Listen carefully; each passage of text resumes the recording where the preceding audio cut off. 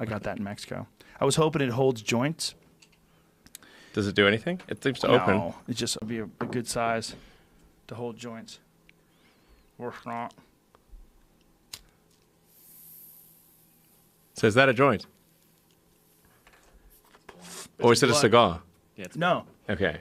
it's marijuana it's inside weed. of pot. Oh, okay. So it's like pot tobacco Yeah. posh. You never had that? Yeah, I think I tried one once. Come on, man.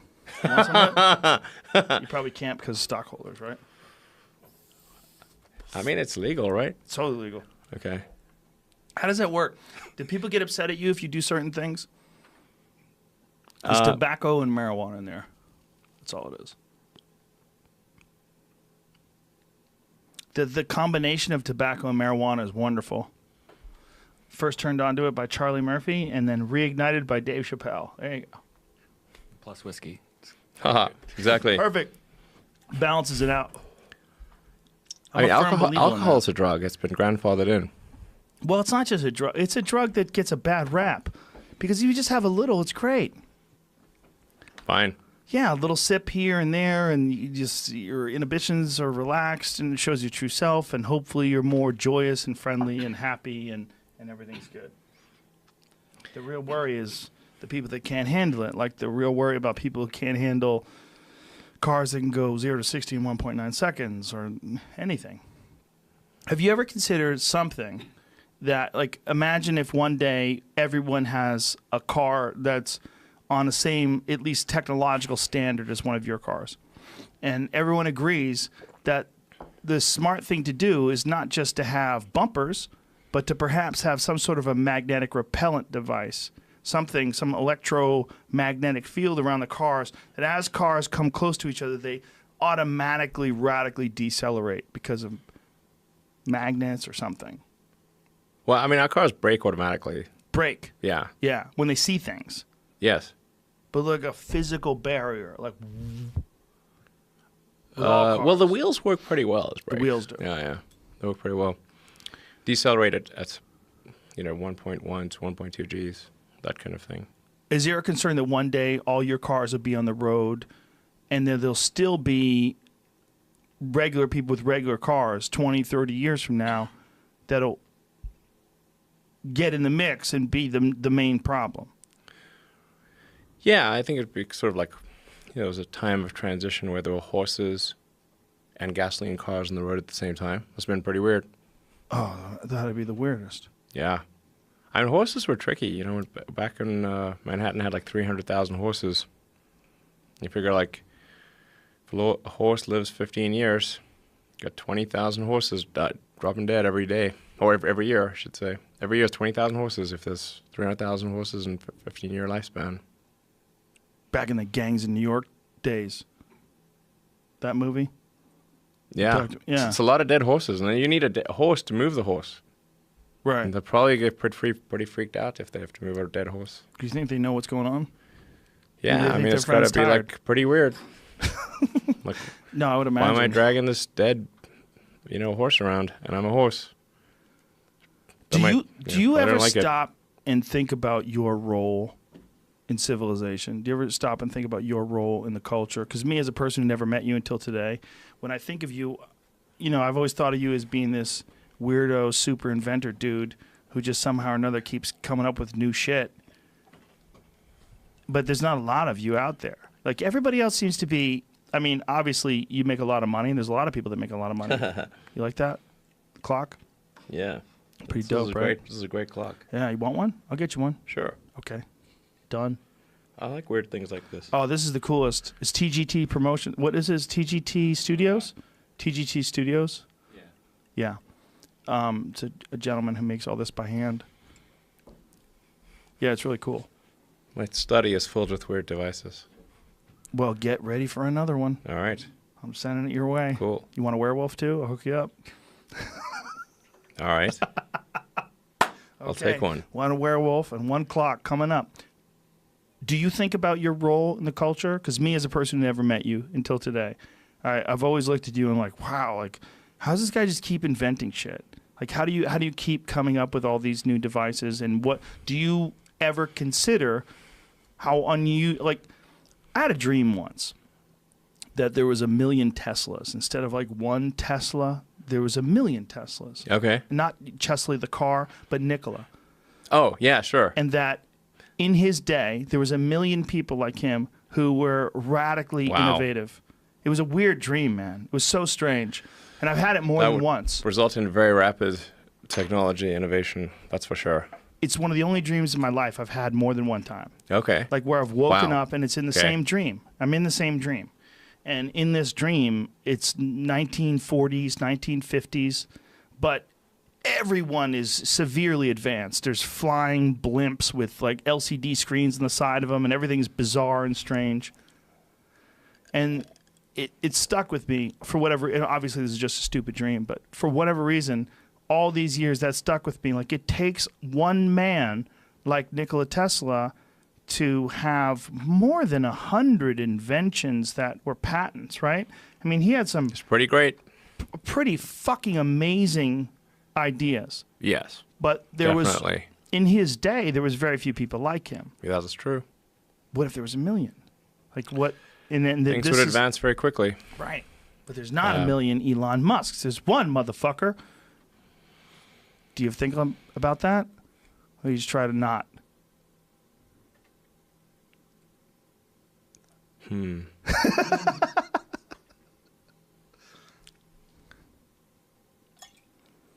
I don't think you'd necessarily want to be me. I don't think. Well, Not what's sure the worst part I about don't think you? people would like it that much. Well, most people wouldn't, but they can't be you.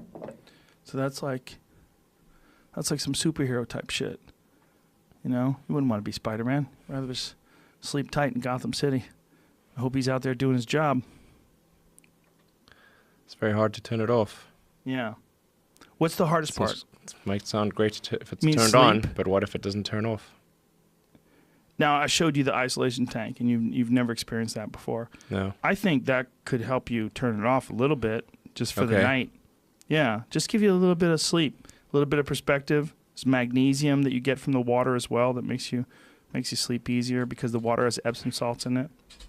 But maybe some sort of strategy for sacrificing your or not sacrificing, but enhancing your biological recovery time by figuring out a way, whether it's through meditation or some other ways, to shut off that thing at night. Like you must have like a constant stream of ideas that's running through your head all the time. You getting text messages from chicks? No. I'm getting text messages from the manager? friends saying, "What the hell are you doing smoking weed?" Is that bad for you? It's legal. It's government approved. It's not, I'm not a regular smoker of weed. How often do you smoke it? Almost never. How does I it mean, feel? I don't actually notice any effect. Well, there you go. There was a time where I think it was Ram Dass or someone gave some Buddhist monk a bunch of acid. Okay. And he ate it, and it had no effect on him. I doubt that. I would say that too, but I've never meditated to the level that some of these people have, where they're constantly meditating all day. They don't have any material possessions, and all of their energy is spent trying to achieve a certain mindset. I would like to cynically deny that. I'd like to cynically say, they just fucking think the same way I do. They just hang out with flip-flops on and make weird noises. But maybe no. I know a lot of people like weed, and that's fine. But I don't find that it is very good for productivity. For you. Not for me. Yeah, I would imagine that for someone like you, it's not. Someone like you, it'd be more like a cup of coffee, right? You want yerba mate. Yeah, it's more like the opposite of a cup of coffee. What do it's you like like? a cup of coffee in reverse. Oh, weed is. Yeah. No, I'm saying you would like more like what would be beneficial to you would be like coffee. I like to get things done. I like to be useful. That is one of the hardest things to do, is to be useful. When you say you like to get things done, like Yes. in terms of like what Like to get things gives done. you satisfaction, when you complete a project, when something that you invent comes to fruition and you see people enjoying it, that feeling. Yes, doing something useful for other people. that I like doing. That's interesting for other people. Yes. So do you think that is maybe the way you recognize that you have this unusual position in the culture where you can uniquely influence certain things because of this? I mean, you essentially have a gift, right? I mean, sure, you would think it was a curse, but I'm sure it's been fueled by many, many years of discipline and learning, but you essentially have a gift, and that you have this radical sort of creativity engine when it comes to innovation and technology. It's like you're going at a very high RPMs. All the time. What is that like? It doesn't stop. I don't know what would happen if I got into a sensory deprivation tank. Let's try it. It sounds concerning. It's like why? running the engine with no resistance. That seems. Is that what it is, though? Maybe it's not. Maybe it's fine. I don't know. How I'll try it. Have you ever experimented with meditation or anything? Yes. What do you do? Or what have you done, rather? I mean, you just sort of sit there and be quiet and then repeat some mantra, which acts as a focal point. It does still the mind. But I don't find myself drawn to it frequently. Do you think that perhaps productivity is maybe more attractive to you than enlightenment? And or even the concept of whatever enlightenment means. Like, what are you trying to achieve when you're meditating all the time? With you, it seems like almost like there's a franticness to your creativity that comes out of this burning furnace. And in order for you to like calm that thing down, you might have to throw too much water on it. It's like a never-ending explosion. Like, what is it like? Like, try to explain it to a dumb person like me. What's going on in the head? Never-ending explosion. It's just constant ideas, just bouncing around. Yes. Whew. Damn. Yeah. So when everybody leaves, it's just Elon sitting at home, brushing his teeth. Just a bunch of ideas bouncing around your head. Yeah. Whew. All the time. When did you realize that that's not the case with most people?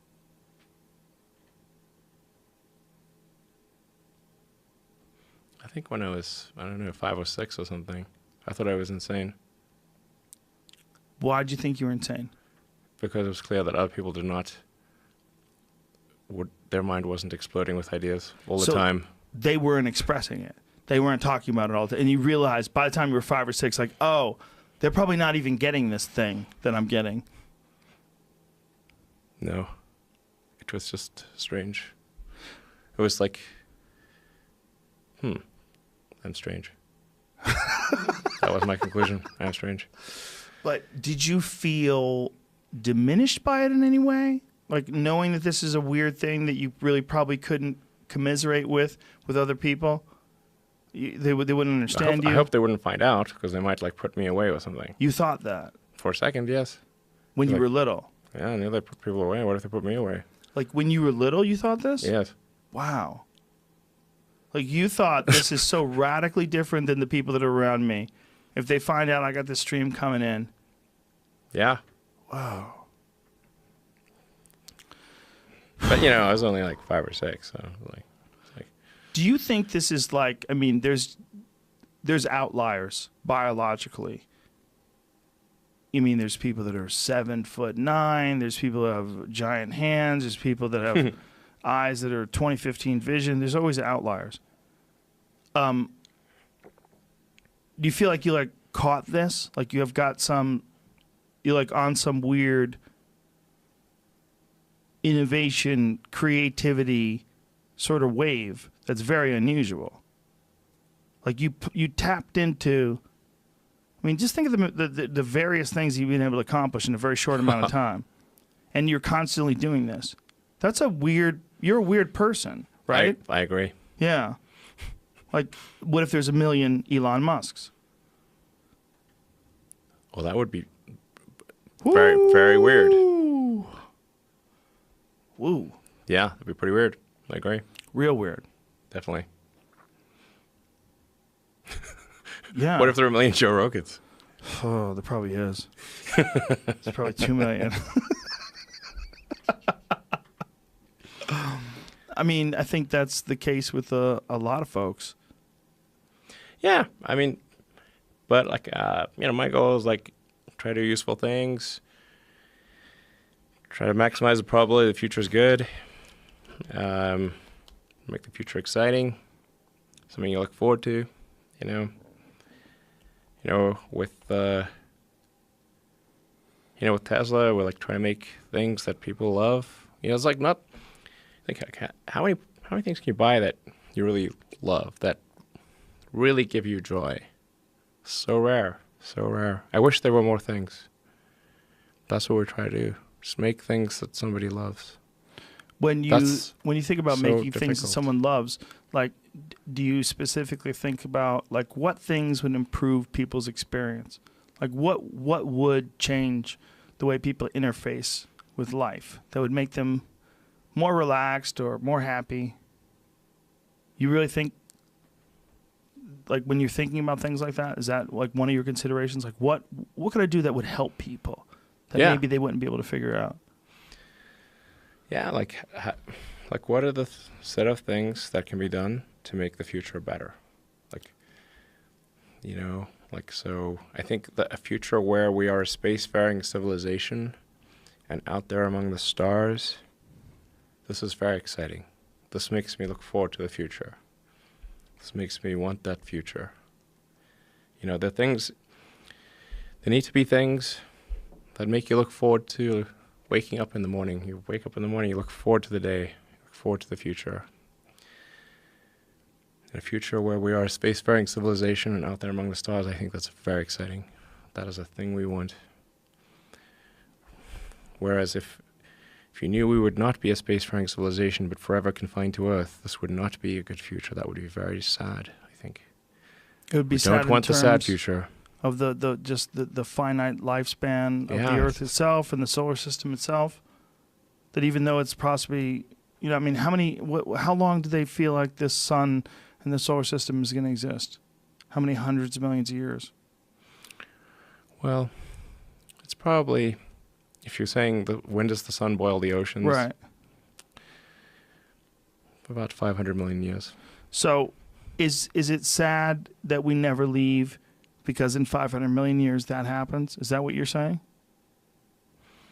No, I just think if there are two futures, and one future is we're out there among the stars, and the things we read about and see in science fiction movies, the good ones, are true. And we have these starships, and we're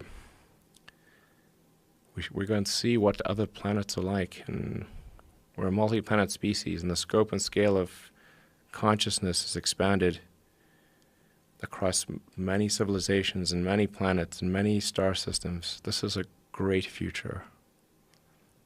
This is a wonderful thing to me, and that's what we should strive for.